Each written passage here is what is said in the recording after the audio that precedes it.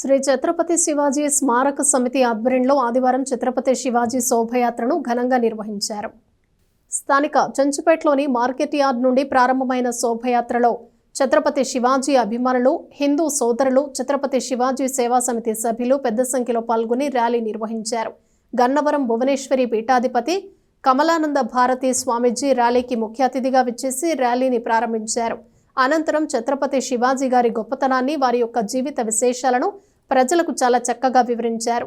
కార్యక్రమంలో శివాజీ స్మారక సమితి కార్యనిర్వాహక అధ్యక్షులు మైలా హరికృష్ణ, హిందూ చైతన్య వేదిక రాష్ట్ర ఉపాధ్యక్షులు అంబటి మారుతీరాం, ఆర్ఎస్ఎస్ నాయకులు అవ్వారు శ్రీనివాసరావు, పొట్టిమూర్తి శ్రీనివాసరావు, ముల్లంగంటి శ్రీనివాసరామరాజు, తోకల హరివెంకట, పుత్తూరి నాగేంద్రం, బీజేపీ నాయకులు కటారి వాసునాయుడు గారు, అనంతాచార్యులు, బిట్రా కనకదుర్గ, సందీప్ తదితరులు పాల్గొన్నారు.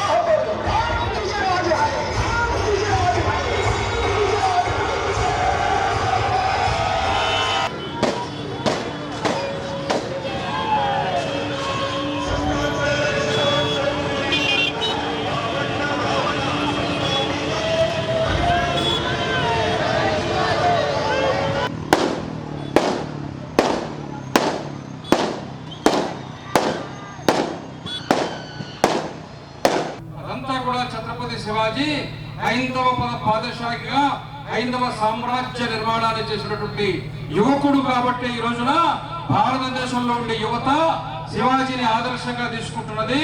గ్రామ గ్రామాన ఆయన విగ్రహాలు పెట్టి ఆయన్ను చూస్తూ, ఆయన ప్రేరణతో, ఆయన స్ఫూర్తితో ఆయనలాగే హైందవ ధర్మం కోసము కాషాయ జెండా చేతబూని ధర్మ రక్షణ కోసము నిలబడడం కొరకు ప్రతి ఒక్కరూ కూడా ఒక శివాజీలాగా, సైనికుడిలాగా నిలబడాలని చెప్పి ప్రతిజ్ఞ చేసుకోవడం కొరకే ఈరోజు మనం అందరం ఇక్కడ చేరుకున్నాం. భారీ బైక్ ర్యాలీని ఏర్పాటు చేయడం జరిగింది.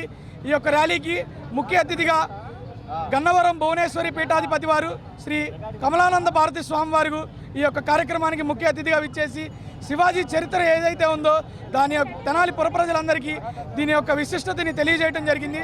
వారు మంచి ఉపన్యాసం ఇవ్వడం జరిగింది. ఈ రోజుని మనం స్వయంగా మనం పట్టాభిషేకం చేసుకున్న దాని కింద మనం భావించాలి. ఎందుకంటే మన ధర్మం హైందవ ధర్మం, సనాతన ధర్మంలో స్త్రీలని తల్లిగా పూజిస్తాం. భార్య కానీ, అక్కల్ని కానీ, చెల్లెల్ని కానీ మనం ఏ స్త్రీనైనా సరే తల్లితో సమానంగా పూజిస్తాం. అలా పూజించినటువంటి వాడు మన ఛత్రపతి శివాజీ మహారాజ్. ఆయన శత్రువుల భార్యలు, పిల్లలు కూడా ఆయనకి దొరికినట్లయితే వాళ్ళను కూడా తన తల్లిగా భావించి రాజ్య మర్యాదలతో వాళ్ళ పుట్టింటికి పంపించడం జరిగింది. వారిని స్మరించుకుంటూ ఈ రోజున మనం ఈ పట్టాభిషేక దినోత్సవాన్ని హైందవ దినోత్సవంగా జరుపుకుంటున్నాం. కాబట్టి ఈ ర్యాలీలో నేను పాల్గొనడానికి అవకాశం ఇచ్చిన పెద్దలందరికీ నమస్కారాలు తెలియజేస్తున్నాను.